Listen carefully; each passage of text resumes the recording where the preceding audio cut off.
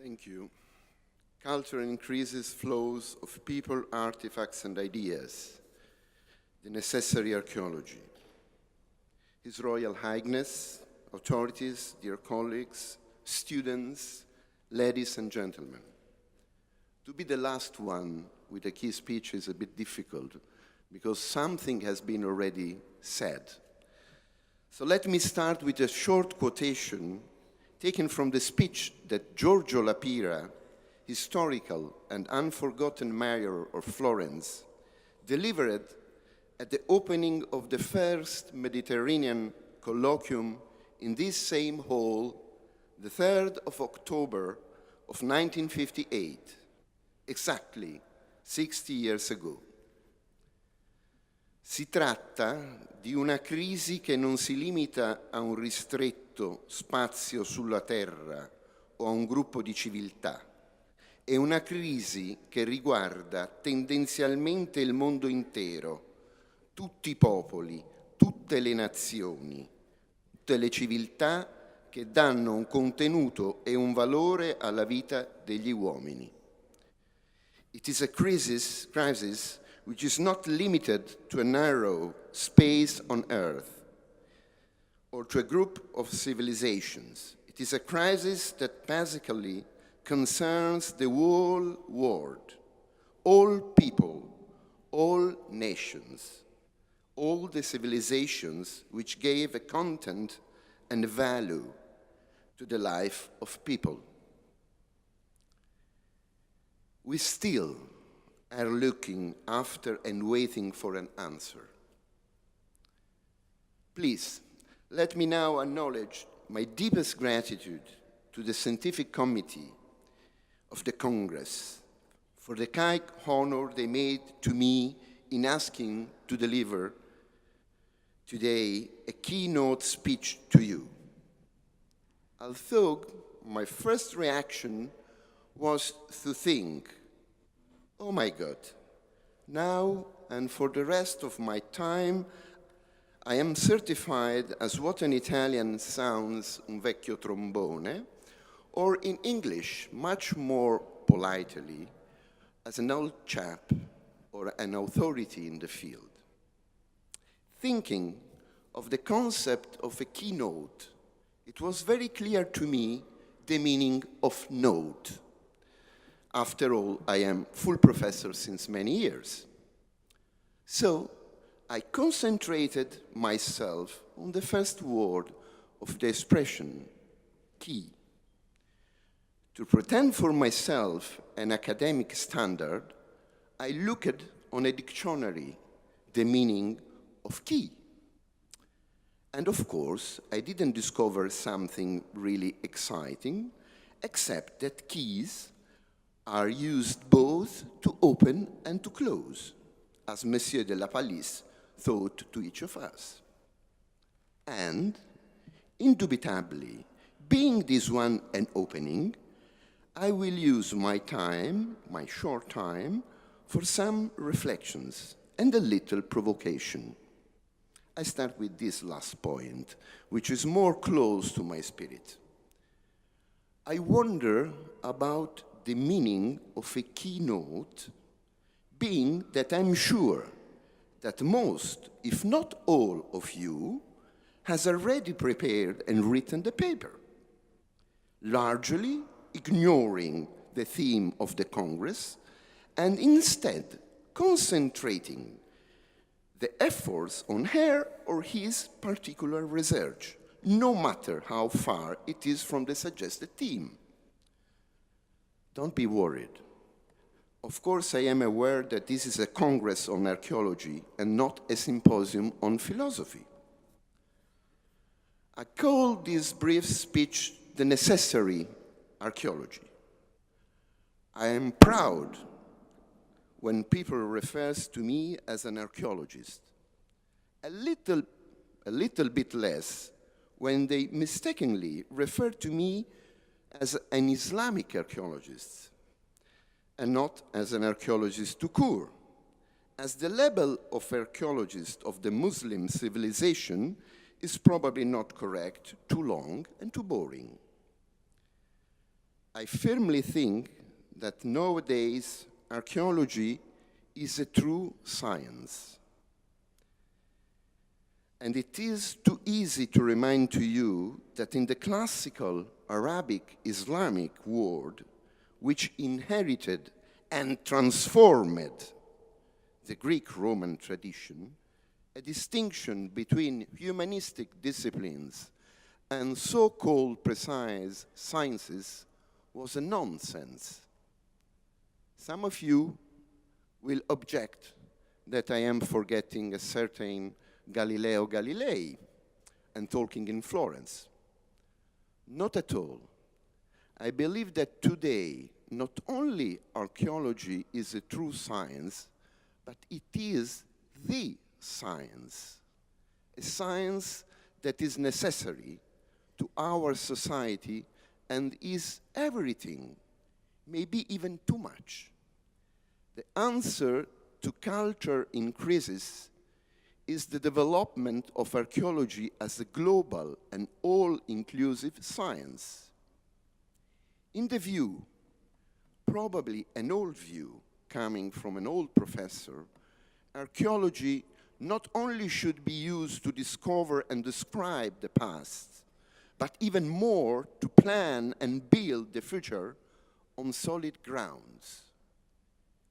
Archaeology as an instrument to develop the future. Excavations are a fundamental base for studying a territory, and it is from a network of archaeological researches, a branch of what is now labeled as public archaeology, that we can project the life of the community. I will suggest a slogan on this point. To invest money in archaeology means to save money. I will have royalties on this later on. It is our archaeology prepared and equal to this task? My answer is both yes and no. What I see are the tangible risks and dangers of a devastating fragmentation. We have so many abilities and expertises in different complementary fields, which you know better than I do, and I don't want listing them, as is far from me the idea to offend someone for getting her or his qualification, that sometimes we are literally attacked, surrounded, and hostages of so many, and again, too many data. It seems to me that now, more and more, the tendencies of archaeologists is to look to the finger pointing the moon, rather than the moon itself. The moon is history. Let me be clear on this point. All abilities and expertises are necessary, but they should not be an end in itself or self-referential. Otherwise, we will be kept as hostages in a cage. What we need is, on one side, interdisciplinary researches, and on the other, the second phase of the coin, synthesis. Synthesis, and again, synthesis. Two faces of a coin, but it is not enough, as the coin has also an edge. And I think this is the field of archaeology should be the idea of popularizing our discoveries.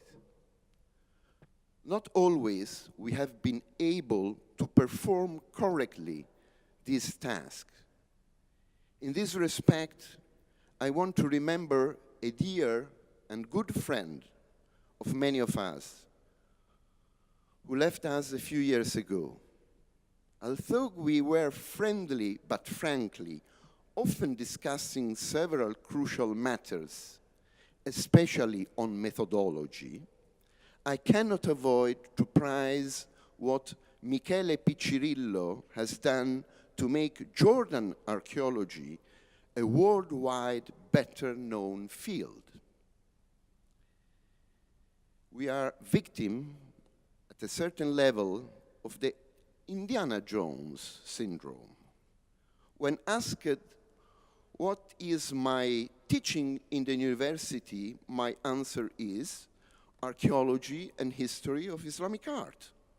And always, but always, the first comment is, oh, how fascinating.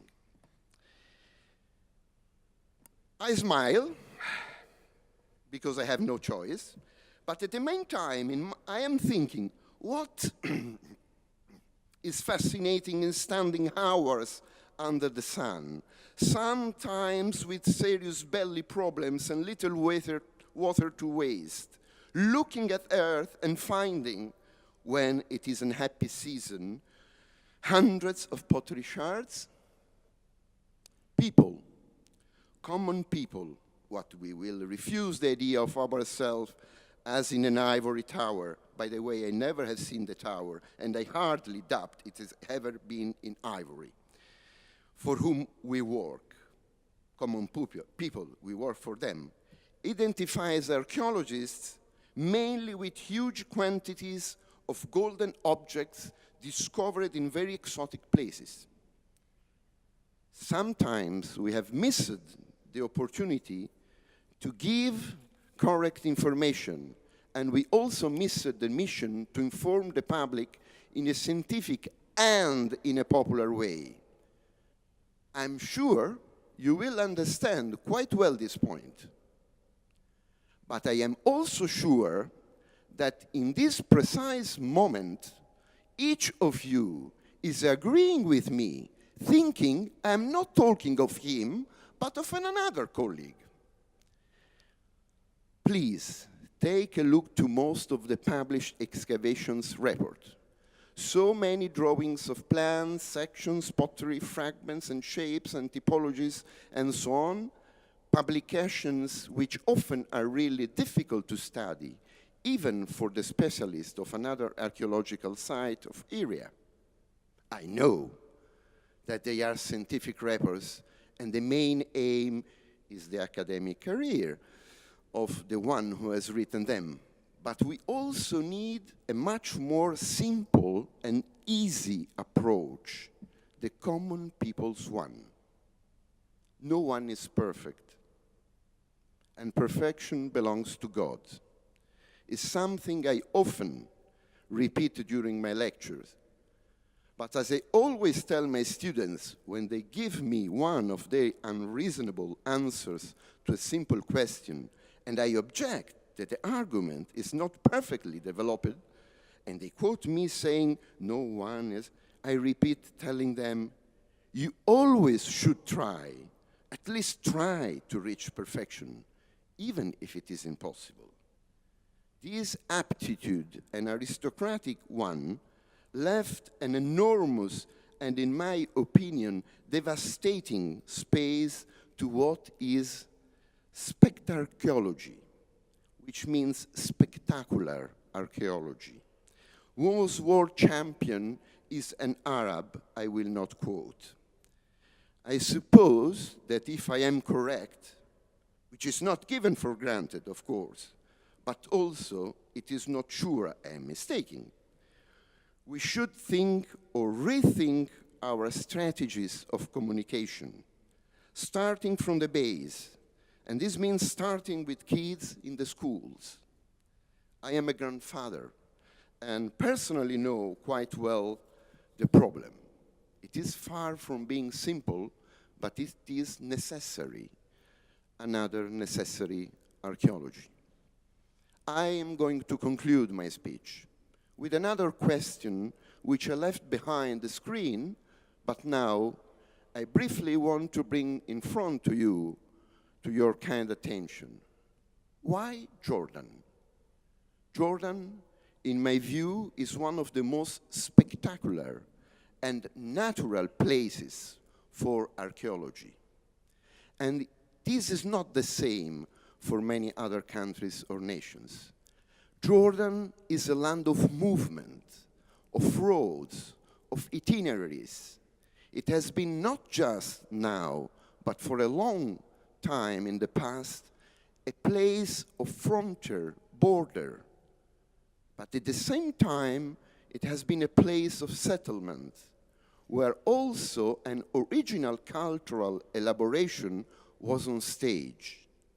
Archaeology has found in Jordan a lot of important materials, and still new important discoveries are possible. Just listing the main historical and archaeological sites of Jordan will provide not only an unbelievable long list of names, but a complete historical encyclopedia. Not yet fully discovered by tourism. On this point, I suspend my judgment, as I don't really know if I should be sorry or happy about that. This easily could have been another keynote speech, but we will see, inshallah. For the present speaker, who deals with Muslim archaeology and history of art, Jordan is a promised land. As I stated before, Jordan is a place of dynamicism in which the Hajj, pilgrimage to Holy Mecca, has not a secondary role. By the way, I checked that the distance from Petra to Mecca is 1,081 kilometers, and that Petra-Aleppo, 774, so it's not so. The Muslim world in Jordan is particularly interesting, being and having had been at the same time at the center of the space, roughly from Spain to China in one direction, Jordan is in the middle, and for the Western world again, in the middle, this time north-south, and playing to be or become periphery. Certainly, the role of Jordan must be interpreted as a geographical space and an historical entity, and probably both things wait to be put in the right perspective, which I hope this Congress will help to reach. Certainly, limits and boundaries existed and were tentatively erected, but they always have nevertheless been mobile. Finally, I think that Jordan has to go beyond a certain unjustified inferiority complex, not being the last child of Islam. Archaeology is necessary to design a sustainable future, but the condition is that we accept and understand with the most humble attitude that the teaching comes from the past. Thank you for your attention.